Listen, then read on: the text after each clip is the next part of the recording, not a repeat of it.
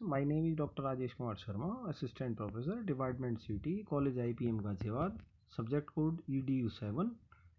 Subject topic Zero and its characteristics, Part 4. तो जैसा कि स्टूडेंट आज का टॉपिक है शून्य और उसकी विशेषताएं, इसके बारे में आज आपको बताया जाएगा। तो वास्तव में शून्य क्या है, शून्य कहाँ से आया और शून्य की क्या क्या विशेषताएं हैं, शून्य का अंकों में क्या महत्व है, इसके बारे में आज आपको बताया जाएगा। तो शून्य का ज्ञान, यह सत्य है कि समस्त संसार को दार्शनिक अंक प्रणाली की देन भारतवर्ष की है। जरा सोचना पड़ेगा कि पहले से समय में, प्राचीन समय में संख्याओं को पढ़ने लिखने की जो आधुनिक प्रणाली अस्तित्व में नहीं आई थी और हिसाब किताब रखना बहुत कठिन था, और जैसे जैसे हमें आवश्यकता हुई उस आवश्यकता के आधार पर हमारे अंक 1 से 9 तक आए, और जिसके बाद एक समस्या बनी रही कि हम आगे तक की संख्याओं का किस प्रकार गणना करें, किस प्रकार सोचें। और बड़े विचार के बाद, सोचने के बाद, और जो हमारे वैज्ञानिक रहे हैं, गणित मैथमेटिशियन रहे हैं, उन्होंने बाद में सोच विचार के बाद शून्य का आविष्कार किया। और 0 से लेकर 9 तक की संख्याओं के बाद जो 10 की बात आप करते हैं, 10 की बात करते हैं, और तब 0 का आविष्कार हुआ। 0 का किसी भी स्थान पर उसका मान शून्य ही होता है, किंतु किसी अंक या समूह के दाहिनी ओर शून्य लगाने से उसके बाएं के सभी अंकों का स्थानीय मान पहले का 10 गुना हो जाता है।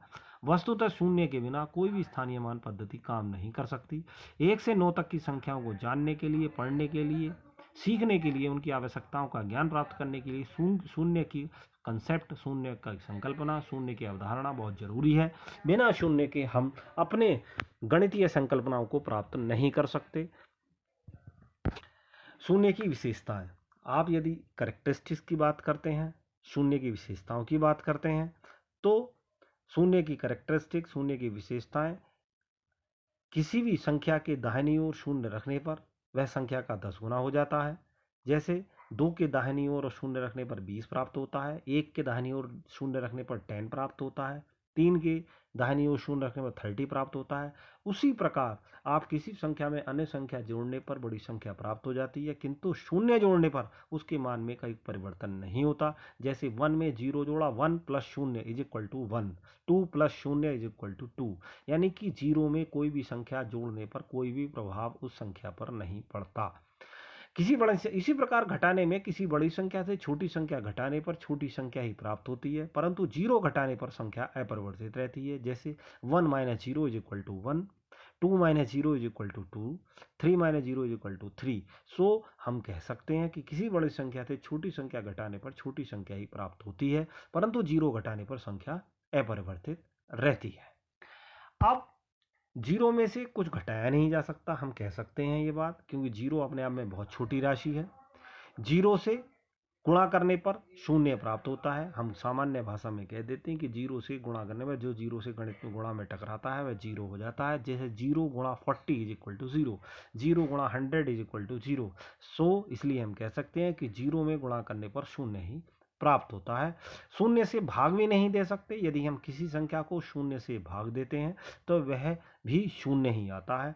आप यदि 10/0 लिखें या 20 को 0 से भाग करें तो वह भी 0 या अनंत मान तक पहुंच जाता है और उसको हल नहीं किया जा सकता। तो हम कह सकते हैं कि आप 0 से किसी संख्या को भाग नहीं दे सकते। अब यदि हम बात, चलो ये हमारी बात थी, उसके बाद हम यदि इकाई, दहाई और सैकड़े की बात करें, 1 से 9 तक की संख्या इकाइयाँ कहलाती हैं। वस्तुओं की बढ़ती मात्रा को प्रदर्शित करने के लिए बड़ी संख्याएं की आवश्यकता पड़ती है। जैसे इकाई, दहाई, सैकड़ा, 1000, 10,000, इस तरीके से हम गिनतियाँ बच्चों को सुनाते हैं, बताते हैं। 1s, 10s, 100 की बात करते हैं, तो उनमें कहीं ना कहीं हम 1 से लेकर 9 तक की गिनतियों की जो संख्या होती है उसको हम 10 की संकल्पना के रूप में आगे बढ़ाते हैं। अब यदि हम 10 की बात करते हैं तो 10 में हम बता देते हैं छात्रों को कि 10 = 10 होता है, और जिस प्रकार 10 में यदि हम 1 जोड़ते हैं तो वो 11 हो जाता है। इस प्रकार हम छात्रों को छोटी छोटी संख्याओं के रूप में बता सकते हैं।